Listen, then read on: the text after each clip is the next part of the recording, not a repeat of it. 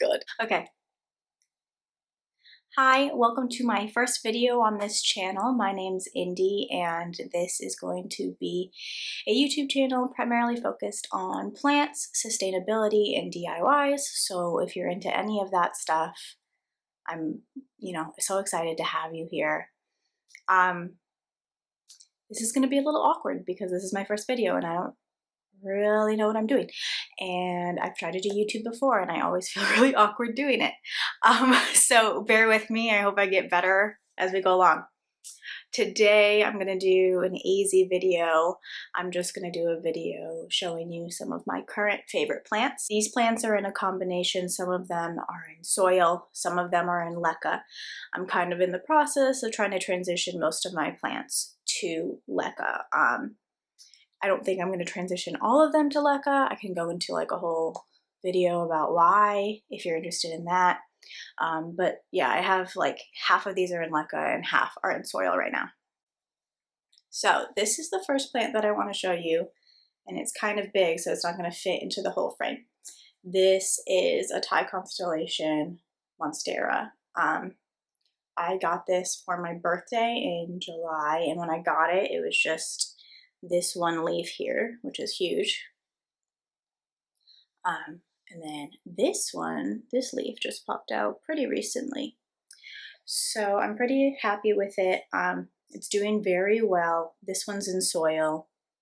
I've got it in this terracotta pot that I got from Target, which has a crack on it because I dropped it. But it's still holding on. It's doing fine. So, I'm going to keep using it.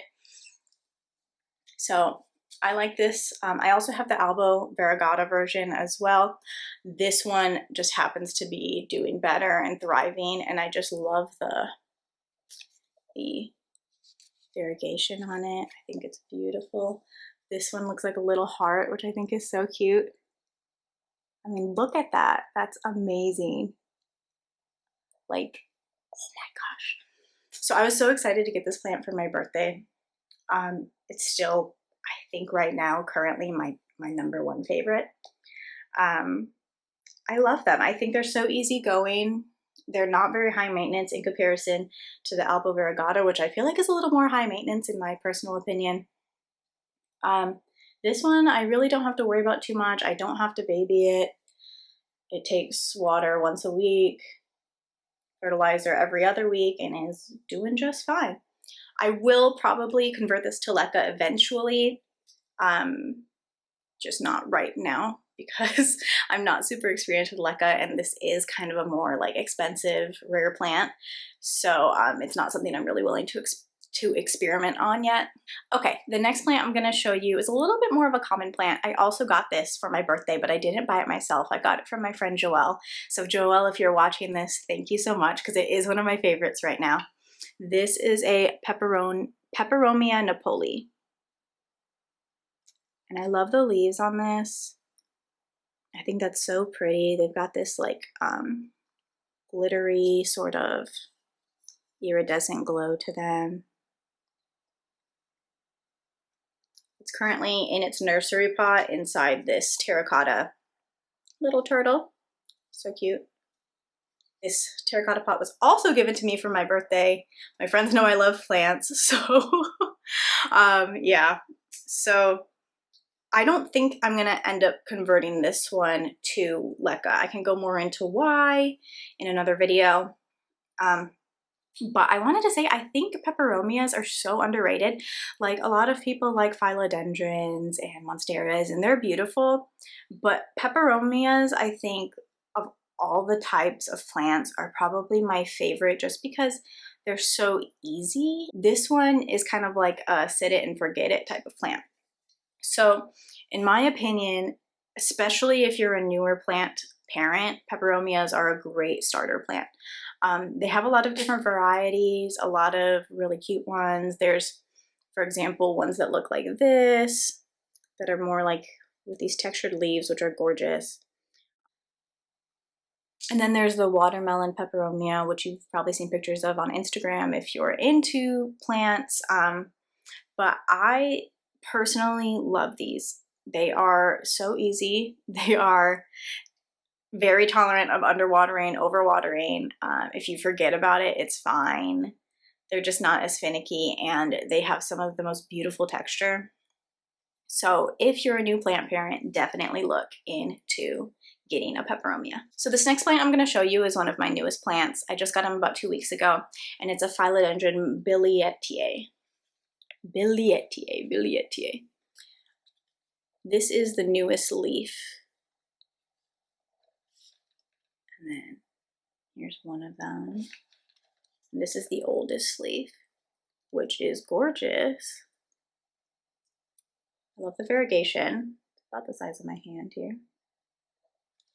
This one is in leca, and it's inside a self-watering pot with a cotton cord, and I probably should add a little bit more water to this when I'm done.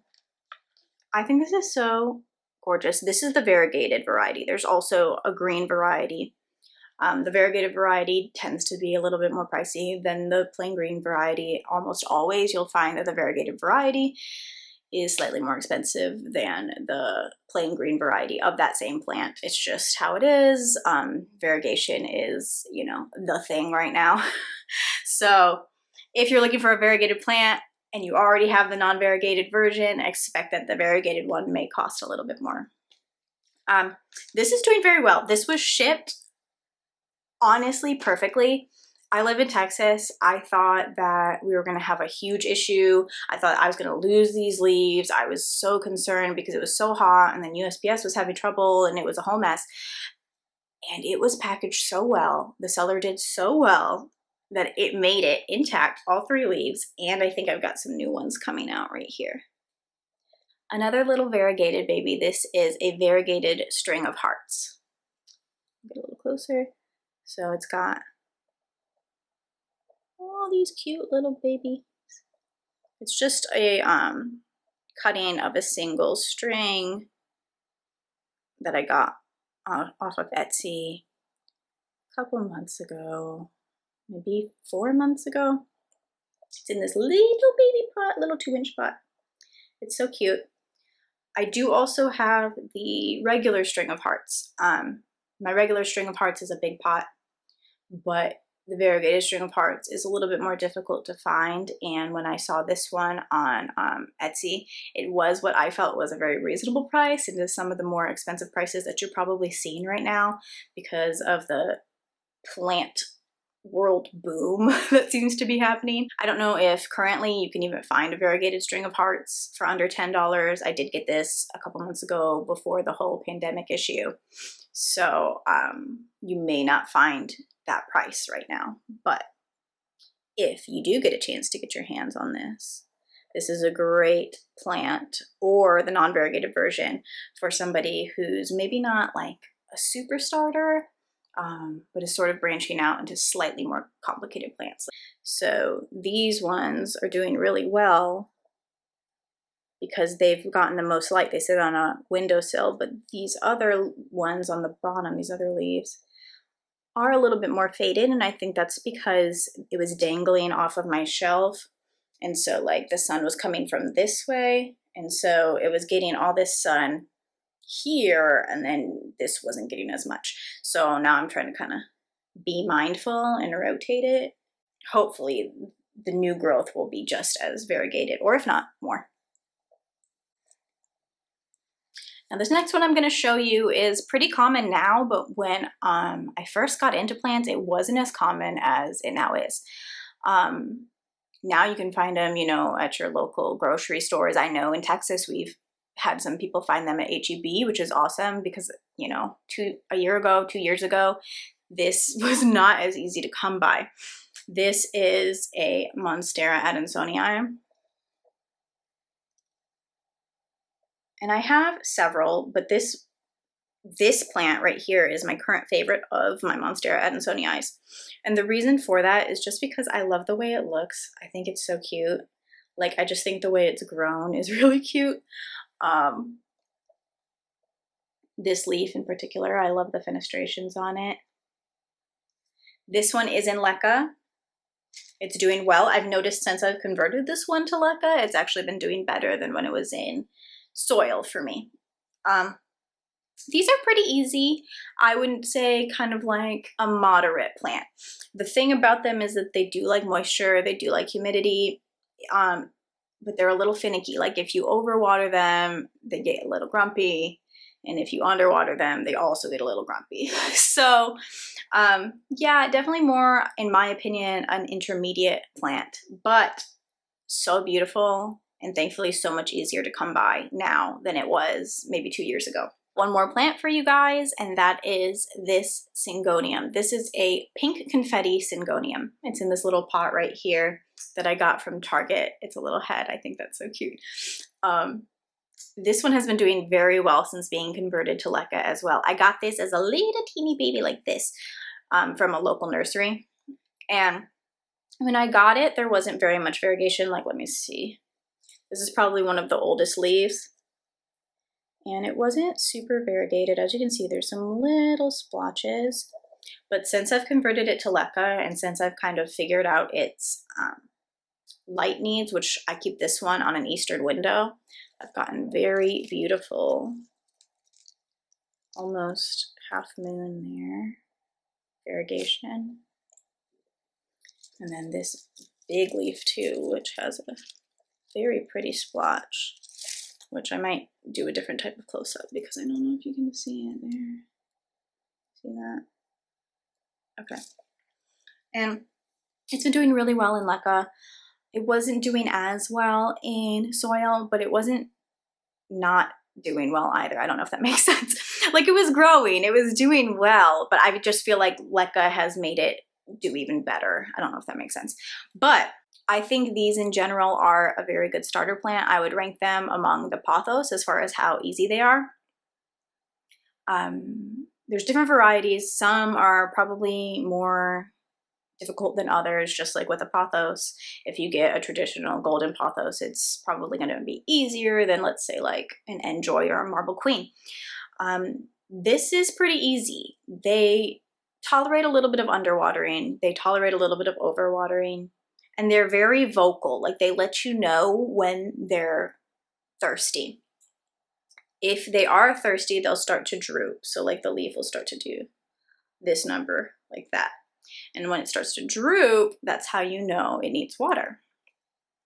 Another thing I really like about these is that they can, not all of the varieties, but a lot of the varieties do vine. So they'll start to vine, and these can propagate so easily. I haven't tried to propagate this one specifically, but I do have another syngonium that I have propagated several times, and they handle it very easily.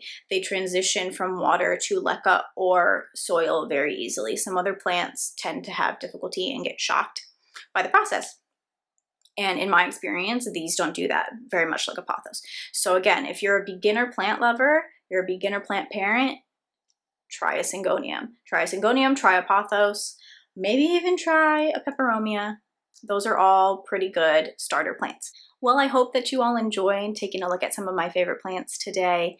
I'm trying to post a video every week. I hope to kind of get on a schedule. Please let me know if there's anything that you would like to see, any comments, questions that you have, please leave them. I would love to answer some things for you, especially you new plant parents, because I know it can be very confusing. You know, I'd love to help anyone who is new, because I know what it feels like when you have a new plant and you love it and it doesn't love you back and you're just like, ah.